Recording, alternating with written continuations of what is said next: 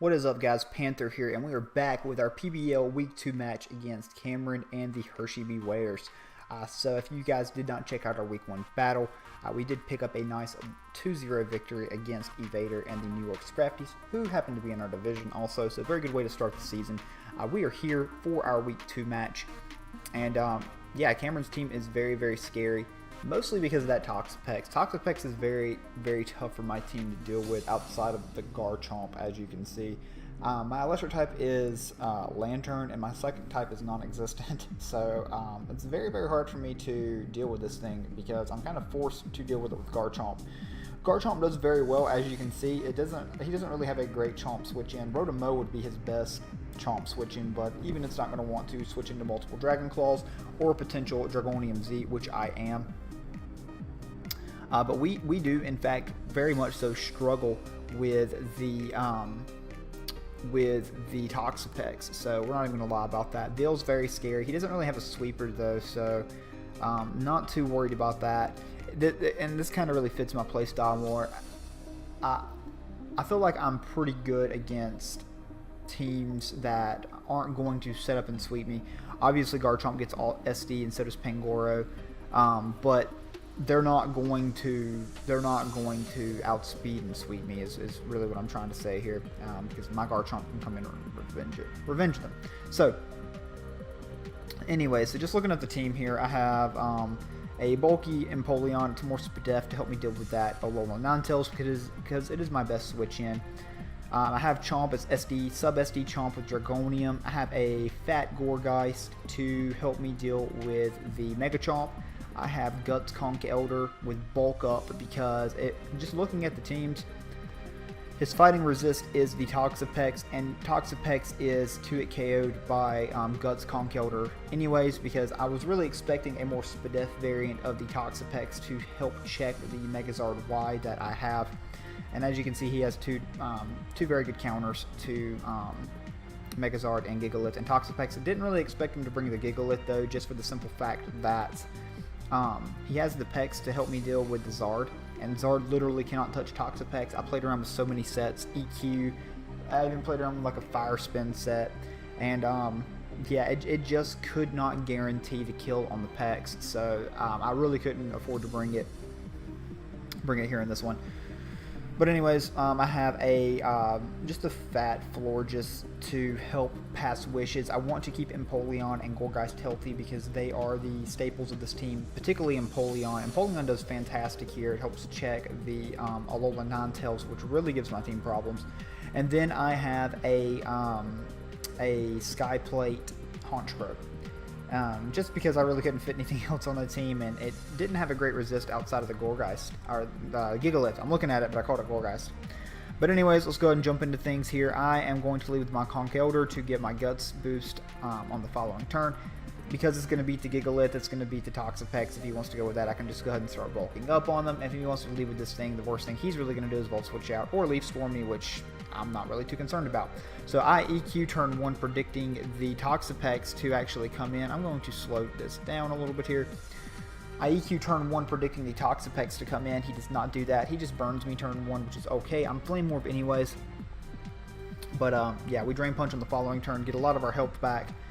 And now we can Mach Punch on this turn to knock him out. So the Rotom is dead. That's very, very good for GarCHOMP here in this match.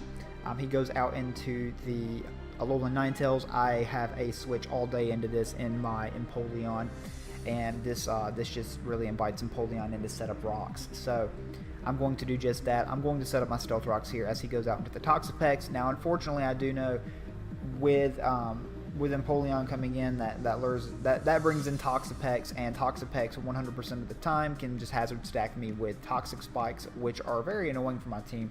But I go out into my Conch Elder. He reveals the Infestation, and that's some good prep on his part because it's going to be able to 2-hit KO me after all this burn damage, the Infestation damage, the hail damage, everything. He gets the T-Spike up here, and we just fire off a big Earthquake, and that does a lot of damage. So yes, we take him down to 11%, and we die to the Infestation. So now I can go into Honchkrow, and a smart a smart play would have been in hindsight to pursuit here. I did not do that. I really, really thought that he would just stay in, and yeah, that was not the case. I really thought he would predict the pursuit. There was no reason for me not to pursuit. I can't remember if it killed at this point. Maybe it didn't kill, but that is what it is. So yeah, he goes out into this thing. I'm able to get some chip on it. This gives me Empoleon though, because I've got to get rid of these T-spikes because Chomp is my win con here. I know I can live the EQ, and yeah, we definitely live the EQ. And this gives me either my choice of Florges or Gourgeist here at this point. I do believe I go out into... no, I actually stay in. I am in Torrent range, which, that's right, it guaranteed me to kill on Gigalith, even with the Sand Boost. So, yes. Out into the Honchkrow I go. I know I can 2-8 KO if this guy does not recover up here, and so I go for the Brave Bird, hoping he does not recover, and he does just that. He recovers up. I was hoping he would Scald, I would not get burned, and I could just kill. I didn't want to risk Chomp coming in aggressively and catching Scald Burn or anything like that, so I know I can't do this now, so now I'm going to risk Chomp because I know he's just going to sit here and click recover, and he does not know I'm sub. He is not going to stay in here, which is a smart play. I'm going to sub up. And I know that unless this thing is Scarf Pangoro, I'm going to kill with my Dragonium, and I'll be behind a sub to pick up another kill. It would force him to go the Alola Ninetales, and I could do a lot of damage with the EQ. Unfortunately, he is Scarf Pangoro. We do kill, but I do lose my sub. It still forces in the yeah, the Alola Ninetales, but I can go Florges, who can also live 3 of these.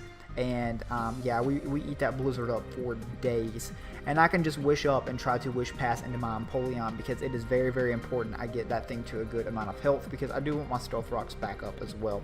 He gets his Veal up, and that's pretty scary because I don't know what he's going to do at this point. He's going to go out into his Chomp though and reveal what he is as I go into my Empoleon. So I do think he predicted that, which was a very good play. But I am still able to re-heal my my Empoleon up, which is fantastic. He does turn out to be the SD Garchomp, so that's very scary there. Also, bringing us down to 94%. There's nothing he can do that kills us here, though. At this point, we are Colbur. Even if he was Outrage, we're still getting this burn off here. So now we're not going to die to any other attack that he throws out at us. So he SDs up again, trying to just overpower, knowing that we're going to synthesis up. So good play. He's really pressuring us here. But I'm okay with this because I can just synthesis up, let the burn take its toll, and my goal here is to waste Veal. Gourgeist's one job here in this match is to check that Mega Garchomp. If we can waste the Veal so I can come in and revenge it with Garchomp, it's not even going to matter. I have my suspicions here that he's not Spadef invested, and I think he's going to be some type of like strange, like maybe like speedy max HP or just max HP investment here at this time. He is not in range of my Dragon Claw here at this point. I do want to go out into my Honchkrow. I'm forced to Sucker Punch. I'm okay losing Honchkrow. It really does nothing here. I've got to get rid of the Mega Chomp because of that crit on the Gourgeist. I did live that that crit, and I believe I did foul play that turn too, so it would have put it in range of Chomp on the following turn. So it was unfortunate. It was going to cost me my Honchkrow too, but he does switch out, which is okay with me because he's still burned. I get my Wish up, not thinking that he actually had Heavy Slam, so he does have the... I wasn't even thinking about Heavy Slam. I know I live the edge, but yeah, he reveals the Heavy Slam, and that's unfortunate. I do know I can sub up here in case he wants to switch out because the Wish is going to come in regardless here, and he has no ground immunity here at this point, so we're just going to EQ, pick up the kill on the Gigalith, and we're just going to keep trucking here. So we're at full health. But yeah, he chooses to go out into the Mega Chomp here. We're just going to go ahead and sub up because if he is max HP, we need the burn damage to guarantee the Dragon Claw KO. I think it did like minimum. The min was 56, but he could have lived on 1. And I could not lose Chomp because Chomp was my way of beating the Toxapex. Chomp does pick up that clean kill here though, forcing him to go out into the Alola Ninetales. But this gives me Gourgeist, and he can Veal up if you would like, but he I don't think he has a great way of killing this here at this point in the match. He can Blizzard, but you see how little that's doing. He can Moonblast also, but he's literally doing like 2% of damage after the after my Leftovers recovery. The Hail is doing consistently more damage to me at this point, so he can just keep Blizzarding. I'm just going to start Scalding, hoping to get a burn to get some residual on it, because we know now that he is Light Clay. He's not Leftovers or anything like that, so any damage I have on this thing is going to be permanent. But a bit scary here because, yeah, I think I figured he'd go out into Peck, so I wanted to go ahead and Roar to try to phase that thing back in and just make it rack up that Stealth Rock damage. I know that he could Infestation here, but I just want to go ahead and Roar this thing out. Anyways, I have to kill the Alolan Ninetales. If I kill Alolan Ninetales, or at least put it in range of a Sucker Punch from my Honchkrow, then my Garchomp can clean up the game, or Honchkrow can clean up the game, vice versa. But we finally do get the Scald burn here. He has no more Hail, so it's that's not going to be helping him. He's just going to Encore us into the Scald, but like I said, definitely not going to help him here at this point since he's let his Alolan Ninetales get so low. And yeah, we're just going to keep chipping away at it, keep chipping away, keep chipping away. He cannot come back in on rocks, and that puts it in range of the burn here. So Empoleon's going to pick up the kill on the Alolan Ninetales, and that's good game. It's Garchomp here at this point. I can go out. We do know he does not have Scald. He just has the Infestation, the Spite, the Toxic Spikes, and the Recover. So he can do whatever he would like here, and he knows it's over. It's a good game to him because Chomp's just going to be able to come in. I either clicked Earthquake twice, or I could just SD up. I chose the SD. It didn't really matter. I needed a boost to kill him or to KO him. So either way, it was no stunting or anything like that there at the end. So good game to you, Cameron. So that's a 2-0 start for us here in the PBL this season. So really fun being able to do this 2014 league. I've had a lot of fun with it, so we're definitely going to be releasing the application again for season 2. So yeah, guys, if y'all have enjoyed watching this season, be sure to check us out. I'm going to talk to Tar Heel about making a Twitter so you guys can start following, and we'll be sure to announce season 2 whenever it comes out on Twitter, so we can get some new friends here in this league, guys.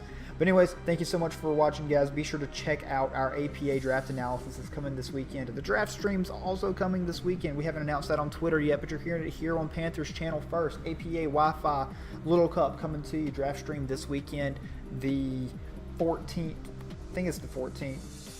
15th.